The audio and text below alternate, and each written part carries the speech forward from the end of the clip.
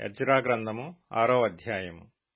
అప్పుడు రాజైన దర్యావేషు ఆజ్ఞ ఇచ్చినందున బబులోనులో ఖజానాలోని దస్తావేజు కొట్టులో వెదకగా మాదీయుల ప్రదేశమందు ఎగ్బతానా ఎను పురములో ఒక గ్రంథము దొరికెను. దానిలో వ్రాయబడియున్న ఈ సంగతి కనబడెను.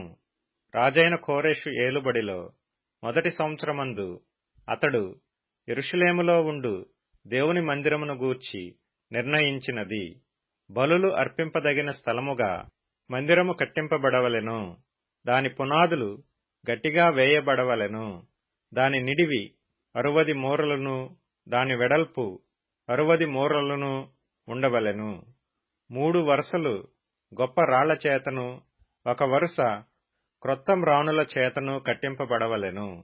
దాని వ్రయమును రాజు యొక్క ఖజానాలో నుండి ఇయ్యవలెను. మరియు యెరూషలేములోనున్న ఆలయములో నుండి నెబుకద్నెజరు బబులోనునకు తీసుకుని వచ్చిన దేవుని మందిరము యొక్క వెండి బంగారు ఉపకరణములు తిరిగి అప్పగింపబడి యెరూషలేములోనున్న మందిరమునకు తేబడి దేవుని మందిరములో వాటి స్థలమందు పెట్టబడవలెను. కావున రాజైన దర్యావేషు ఈలాగు సెలవిచ్చెను: నది అవతల అధికారి అయిన తత్తెనై అను నీవును, షతర్బోజ్నెయు అను నీవును, నది అవతల మీతో కూడానున్న అపర్శకాయులను యూదుల జోలికి పోక దేవుని మందిరపు పని జరగనిచ్చి వారి అధికారిని పెద్దలను దేవుని మందిరమును దాని స్థలమందు కట్టింపనీయుడి.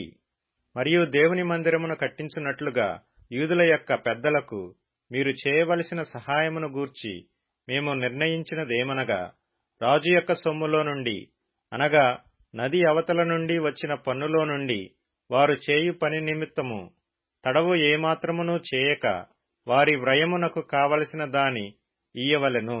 మరియు ఆకాశమందలి దేవునికి దహనబలులు అర్పించుటకై కోడెలేగాని, గొర్రెపొట్టేళ్లేగాని, గొర్రెపిల్లలేగాని, గోధుమలేగాని, ఉప్పేగాని, ద్రాక్షరసమేగాని, నూనెయేగాని, యెరూషలేములోనున్న యాజకులు ఆకాశమందలి దేవునికి సువాసనయైన అర్పణలను అర్పించి రాజును అతని కుమారులను జీవించున్నట్లు ప్రార్థన చేయు నిమిత్తమై వారు చెప్పిన దానిని బట్టి ప్రతి దినమును తప్పకుండా వారికి కావలసినదంతయు ఇయ్యవలెను.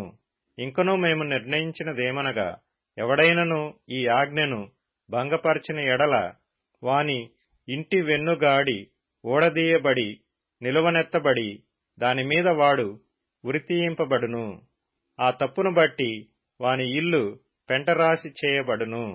ఏ రాజులేగాని ఏ జనులేగాని ఈ ఆజ్ఞను భంగపరచి యెరూషలేములోనున్న దేవుని మందిరమును నశింపజేయుటకై చెయ్యి చాపిన ఎడల తన నామమును అక్కడ ఉంచిన దేవుడు వారిని నశింపజేయును.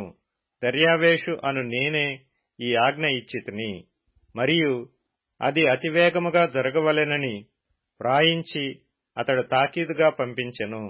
అప్పుడు నది యువతల అధికారి అయిన తత్తెనయ్యును, షతర్బోజ్నయియును వారి పక్షమున నున్నవారును రాజైన దర్యావేషు ఇచ్చిన ఆజ్ఞ చొప్పున వేగముగా పని జరిపించిరి. యూదుల పెద్దలు కట్టించుచు ప్రవక్తయైన హగ్గయియు, ఇద్దో కుమారుడైన జకర్యాయు హెచ్చరించుచున్నందున పని బాగుగా జరిపిరి.